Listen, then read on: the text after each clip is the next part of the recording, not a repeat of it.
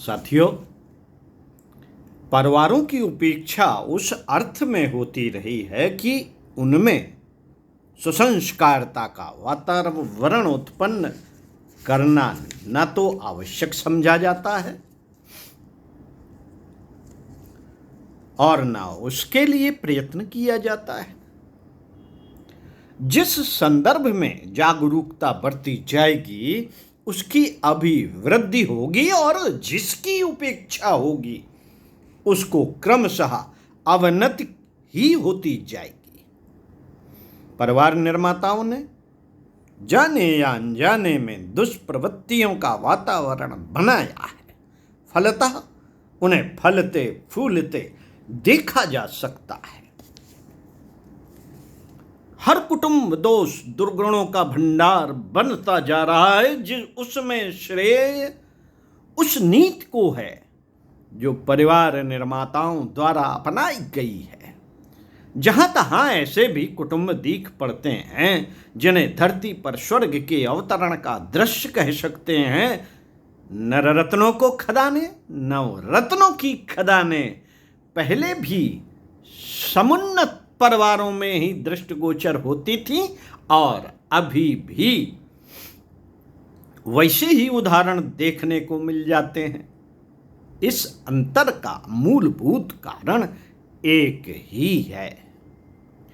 ही है कि सुसंस्कारिता की उपयोगिता आवश्यकता समझी नहीं गई और उसके लिए चेष्टा भी नहीं हुई। फलतः उस सद्भावना संपन्न शालीनता के दर्शन भी दुर्लभ हो रहे हैं जिसमें गृहपति समेत अन्य सभी परिजनों की उल्लास भरी मना स्थित और प्रगतिशील परिस्थिति का लाभ मिलता। प्राचीन काल में मनुष्यों की काया में देवत्व की झांकी मिलती थी। आज भी उसकी पुनरावृत्ति पूर्णतया संभव है। शर्त एक ही है कि संपन्नता की ही तरह शालीनता का भी महत्व समझा जाए और उसके अभिवर्धन का भी वैसा ही प्रयत्न रुचिपूर्वक किया जाए जैसा कि सुविधा साधन बढ़ाने के लिए किया जाता है। साथियों, परिवारों को स्वर्गोपम बनाना हो, उनमें देव समुदाय की लीला विहार करते देखना हो तो उस क्षेत्र में उत्कृष्ट आदर्शवादिता का उत्पादन करने के लिए कटिबद्ध होना होगा। इस संदर्भ में बढ़ती जाने वाली उपेक्षा तो अविलंब समाप्त करनी होगी। अभिभावकों का शिशुओं के प्रति प्यार और सम्मान की सत प्रवृत्ति उनके नवनिर्माण में नींव की भूमिका अदा करती है। यह महती भूमिका शिशु निर्माण में अपरिहार्य है। बच्चों में सहज प्रवृत्ति होती है। बच्चों में सहज प्रवृत्ति होती है कि उन्हें प्यार करें और सम्मान दें। प्यार वाली बात तो ठीक, पर सम्मान की बात कुछ समझ में नहीं आती। परंतु ऐसी बात नहीं, सम्मान की भूख जन्म से ही पाई जाती है। यदि वह उसे उचित मात्रा में और उचित समय पर नहीं मिल पाती है तो बच्चे के हृदय में हीन ग्रंथि बनना प्रारंभ हो जाती है। प्यार और सम्मान के अभाव में बालक इन्हें पाने के लिए ऐसे प्रयत्न करता है जिससे सभी का ध्यान उसकी ओर बराबर ही आकर्षित हो जाता है। हाँ, कोई उपयोगी क्रिया करके आकर्षित करने की स्थिति में तो वह नहीं रहता, पर वस्तुओं को तोड़ फोड़ कर, फेंक फांक कर और खराब करके सभी को अपनी ओर खींच लेता है। ऐसे क्षणों में वस्तुओं की रक्षा के लिए सभी को उसकी ओर ध्यान देना ही पड़ता है। अस्तु, प्यार एवं सम्मान यदि मिलता रहता तो वह इस प्रकार की दुर्घटना की शरण लेकर अपनी उपेक्षा न करवाता।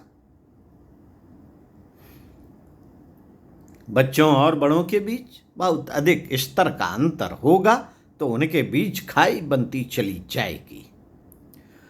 इसका परिणाम होगा बच्चा लुक छिप कर अपनी गतिविधियों को संपन्न करेगा। इस प्रकार के भेदभाव की वृत्ति अभिभावक और बालक के बीच पनपती रहेगी। इसे बढ़ावा न देते हुए बच्चों के सामने अभिभावकों को हर छोटे बड़े कार्य करते रहना चाहिए जिसका अनुकरण बच्चे घरों में करते रहें। इससे बच्चे यह भी समझने लगेंगे कि अभिभावक का व्यवहार उसकी समझ के स्तर के अनुसार हो रहा है। बालकों की बहुत सी समस्याएं तो हल होंगी ही, पर बच्चों में अच्छी आदतों का निर्माण भी होगा। हर अभिभावक यह चाहता है कि उनके बच्चे सभ्य, शिष्ट एवं सुसंस्कारवान बने, किंतु बच्चों में इन्हें लाने का प्रयत्न इतना कम होता है कि जिससे बच्चे ऐसे नहीं बन पाते। अभिभावकों का अति लाड़ प्यार बच्चों को वैसा जैसा वे चाहते हैं वैसा बनने में रुकावट पैदा करता है। बच्चों की हर बात में लाड़ प्यार के कारण उन्हें बढ़ावा देते रहने से एक दिन वे ही बच्चे उद्दंड एवं चोर होते देखे गए हैं। जब लाड़ प्यार का परिणाम यहां तक पहुंचता है तब अभिभावकों की आंखें खुलती हैं।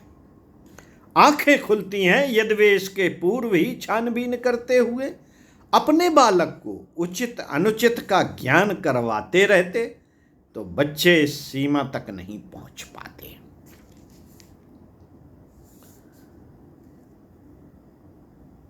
बच्चों को अपने पराये का ज्ञान वयस्कों के समान नहीं होता है। इस कारण वे जो भी वस्तु पसंद आती है उसे पाने का प्रयत्न करते हैं।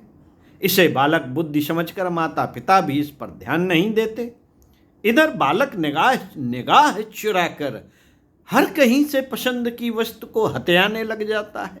धीरे धीरे यही उसकी वृत्ति बन जाती है।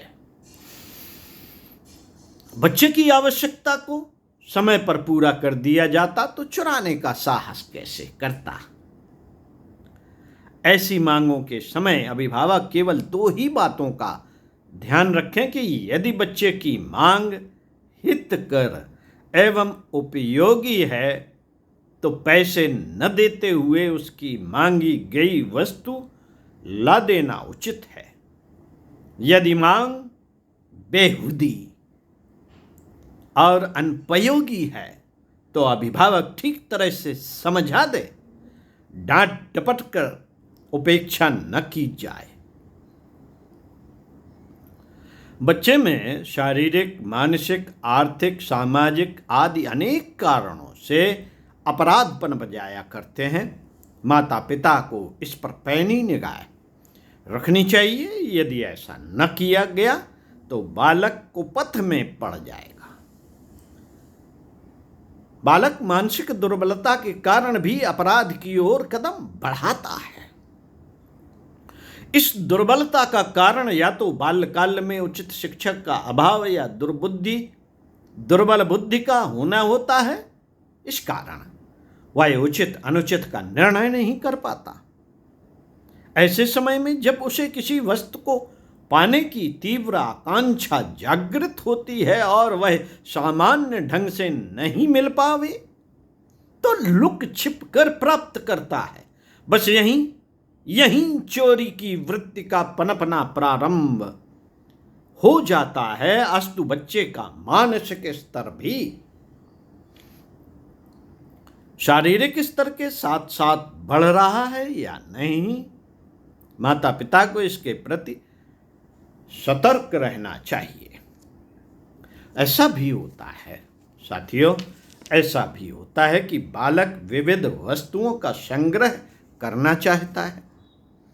घर से ही संग्रह करे तब तक कोई बात नहीं, पर जब वह दूसरे के घरों से भी संग्रह करने हेतु प्रयत्न करने लगे तो वह चोरी आदि की शरण ले सकता है, क्योंकि संग्रह वृत्ति उसमें लोभ को बढ़ावा देती है। ऐसे समय में माता पिता मौन निगाह के साथ उसकी संकलन वृत्ति तो बढ़ावें पर संग्रह नहीं। बालकों को अनुशासित रखना तो अभिभावक चाहते हैं, लेकिन इनके लिए जो प्रयत्न करते हैं वे बालोपयोगी नहीं हैं। वे अनुशासन का उचित शिक्षण तथा अनुशासित व्यवहार प्रस्तुत करने की अपेक्षा तत्काल ही नियंत्रित करने के लिए डांट डपट की शरण ले लेते हैं। इससे बच्चा सही बात को नहीं पकड़ता, वरन खीज का प्रकटीकरण, तोड़ फोड़, चोरी व अन्य अपराध करने में लीन होते देखा जाता है। एक तरफ तो कड़ा नियंत्रण, तो दूसरी ओर अति लाड़ प्यार के कारण वे उसे बच्चा समझकर गलती पर छोड़ दिया करते हैं। इससे बच्चा और अधिक अनुशासनहीन होने लगता है। अस्तु, कठोर अनुशासन एवं अनुचित प्यार को अभिभावक त्यागते हुए बालक के साथ अनुशासित व्यवहार करें तो बच्चे अनुशासनबद्ध होंगे। आगे इसी क्रम में पढ़कर सुनाएंगे सुप्रजनन विज्ञान और दायित्व। लेखक पंडित श्री राम शर्मा आचार्य। स्वाध्याय सत्संग चिंतन मनन का क्रम बनाए रखिए। ओम शांति।